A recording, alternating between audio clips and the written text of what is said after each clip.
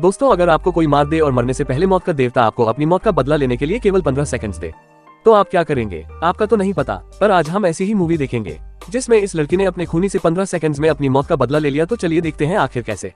इस महिला को कोई अनजान हत्यारा गोली मार देता है, लेकिन तभी समय रुक जाता है और उसके सामने मौत का देवता प्रकट होता है। दरअसल इस महिला डॉक्टर का नाम साकुरा है, जो अपने काम को ही अपना सब कुछ मानती है, इसलिए कई बार वो देर रात तक भी काम करती है, जिस वजह से अक्सर उसका परिवार उससे नाराज रहता है। लेकिन महिला को इस बात से कोई फर्क नहीं पड़ता, उसे तो बस लोगों की मदद करके अच्छा लगता है। लेकिन आज भी वो ऐसे ही देर रात तक काम कर रही थी, तभी अचानक किसी ने उसे गोली मार दी। मगर मौत का देवता परिस्थितियों का मजा लेते हुए उसके साथ एक खेल खेलता है। वो महिला को बदला लेने के लिए 15 सेकंड्स देता है। महिला का मानना है कि वो एक अच्छी इंसान है और उसका कोई दुश्मन नहीं है, इसलिए वो अब उसे मिले समय का इस्तेमाल करके कातिल से अपना बदला लेना चाहती है। लेकिन 15 सेकंड्स में कातिल को ढूंढने और उससे बदला लेना लगभग असंभव था। पर सौभाग्य से मौत का देवता उसे बताता है कि वो इस समय को जब चाहे और जितनी बार चाहे रोक सकती है। समय शुरू होते ही सबसे पहले उसे पीछे मुड़कर कातिल के चेहरे को देखना था, लेकिन पहली बार में महिला नाकाम रह जाती है और अब केवल 14 सेकंड्स ही बचे हैं। यहाँ पर मौत का देवता उसे ये भी बताता है कि जब समय चालू रहेगा तो उसका दर्द भी वापस आएगा। वो फिर से समय को चालू करती है और असहनीय पीड़ा के साथ वो इस बार खूनी को देखने में कामयाब हो जाती है। लेकिन खूनी को देखकर उसे बहुत हैरानी होती है, क्योंकि वो कोई और नहीं बल्कि उसी की क्लाइंट की बेटी किम है। किम की माँ एक मानसिक रोग की शिकार थी। महिला उसकी डॉक्टर थी, इसलिए वो नियमित रूप से उससे दवाइयाँ ले रही थी, लेकिन उसके स्वास्थ्य में कुछ खास सुधार नहीं आ रहा था और एक दिन उसकी मौत हो गई। इसलिए किम अपनी माँ की मौत का दोषी उसे मानती है, जिस कारण उसने महिला से बदला लेने के लिए उस पर गोली चलाई। लेकिन महिला तो निर्दोष थी, इसलिए वो अपना बदला लेने के लिए बाकी बचे 13 सेकंड्स का अच्छे से इस्तेमाल करना चाहती है। वो थोड़ी देर चारों तरफ चीजों को देखकर कुछ सोचती है और खूनी के लिए अपने दिमाग में एक प्लान बनाती है। सबसे पहले वो फर्श पर पाउडर बिखेर देती है, ताकि जब खूनी अंदर आए तो फर्श पर उसके जूतों के निशान रह जाए, जिससे पुलिस को इन्वेस्टिगेशन में आसानी हो। दूसरी बार में महिला जल्दी से मेज पर किम का नाम लिखकर उस पेन को दूर फेंक देती है, ताकि भले ही वो उसे देख भी ले, पर जिस पेन से ये लिखा हो ये सब मिटाने के लिए उसे वो पेन मिले ही ना। और यदि वो दूसरे पेन का इस्तेमाल करेगी तो पुलिस अपनी जांच में अलग अलग पेन की स्याही को आसानी से आइडेंटिफाई कर लेगी। हालांकि वो जानती है कि ये इतना कारगर नहीं होगा और खूनी को आसानी से इस चीज का पता चल जाएगा, लेकिन उसे इससे कोई फर्क नहीं पड़ता, क्योंकि महिला उसे जान से मारना चाहती है। अगली बार वो जल्दी से एक गमले को तोड़कर 2 फूलों को सॉकेट में डाल देती है, क्योंकि गमले से गिरा पानी सॉकेट से लगे इन फूलों के संपर्क में आ जाएगा और जब खूनी पेन से अपना नाम मिटाना चाहेगा तो उसे पहले टेबल पर बिखरे फूलों को हटाना होगा। ये सब करते ही उसे एक बिजली का झटका लगेगा, लेकिन सिर्फ गमले का पानी एक बड़े झटके के लिए पर्याप्त नहीं होगा, इसलिए महिला जमीन पर बहुत सारा पानी बिखेर देती है। सिर्फ 5 सेकंड ही बचे हैं। अब जमीन पर गिरा पानी और टेबल का पानी खूनी को एक जानलेवा शॉक देने के लिए काफी है। महिला का प्लान इतना कारगर है कि मौत का देवता भी उसकी प्रशंसा करने लगता है। वो आखिरी बार पुलिस के लिए एक अहम जानकारी छोड़ना चाहती है, लेकिन तभी दुर्भाग्य से लड़की उसे एक और गोली मार देती है, जिससे अब महिला के जीवन में सिर्फ 0.6 सेकंड यानी 1 सेकंड से भी कम का समय बचा हुआ है। वो इतने कम समय में और कुछ नहीं कर सकती। मौत उसे हार मानने को कहती है, लेकिन महिला को तो हर हाल में अपना बदला लेना है। तभी उसकी नजर जमीन पर पड़े एक लेटर पर पड़ती है और उसे अच्छे से पता है कि ये अब उसका आखिरी मौका है, इसलिए वो लास्ट बार में उस लेटर को पकड़ती है और पेन से कुछ करती है, जिसके बाद महिला मर जाती है। मौत का देवता भी महिला द्वारा बिछाए जाल को देखकर एक बार के लिए दंग रह जाता है। खूनी इस बात से अनजान है कि महिला ने उसके लिए क्या जाल बिछाया है, इसलिए वो बिना कुछ जाने समझे सबूत मिटाने जाने लगती है। लेकिन तभी वो नीचे बिखरे पाउडर को देख लेती है और अपने जूते वहीं पर उतार देती है, ताकि वहाँ उसके जूतों के निशान न छूट जाएं। सबसे पहले वो टेबल पर अपना नाम देखकर उसे मिटाने लगती है, लेकिन वो देखती है कि ये वो पेन नहीं है जिससे उसका नाम लिखा गया था, इसलिए वो उस पेन को ढूंढ कर लाती है जो कि महिला ने दूर फेंक दिया था। लेकिन वो जब अपना नाम मिटाने लगती है तो महिला के बिछाए जाल के मुताबिक उसे एक करंट का झटका लगता है, लेकिन वो मरती नहीं है, बस कुछ देर के लिए बेहोश हो जाती है। जब वो होश में आती है तो उसे बाहर गार्ड के पैरों की आवाज सुनाई देती है, इसलिए वो जल्दी से पेन से अपना नाम काटकर वहाँ से जाने लगती है। लेकिन जाते जाते उसकी नजर महिला के हाथ में उस लेटर पर पड़ती है। उसे लगता है कि ये उसके खिलाफ कोई खास सबूत हो सकता है, इसलिए वो उसे लेकर वहाँ से भाग जाती है। लेकिन जब वो उस लेटर को पढ़ती है तो वो एकदम से चौंक जाती है, क्योंकि जैसा उसने सोचा था वैसा कुछ था ही नहीं। दरअसल ये लेटर उसकी माँ ने जाने से पहले उसके लिए छोड़ा था, जिसमें उसने साफ साफ लिखा था कि वो किम पर अब और बोझ नहीं बनना चाहती थी, इसलिए उसने एक साथ बहुत सारी गलत दवाइयाँ खाकर न चाहते हुए भी गलत कदम उठाया। इससे किम को अपने किए पर बहुत पछतावा होता है और वो फूट फूट कर रोने लगती है। यहाँ पुलिस को भी अपनी छानबीन में एक नोट मिलता है जिस पर किम का नाम लिखा हुआ था, लेकिन ये महिला ने नहीं लिखा था। उस नोट की मदद से पुलिस खूनी तक यानी किम तक पहुँच जाती है और उसे हिरासत में ले लेती है। कहानी के अंत में दिखाया जाता है कि मौत के देवता महिला के पास फूल लेकर बैठे हुए थे, जो खुलासा करते हैं कि महिला को इंसाफ दिलाने के लिए किम के नाम वाला वो नोट किसी और ने नहीं बल्कि उन्होंने खुद लिखा था। और इसी के साथ ये कहानी यहीं पर खत्म हो जाती है।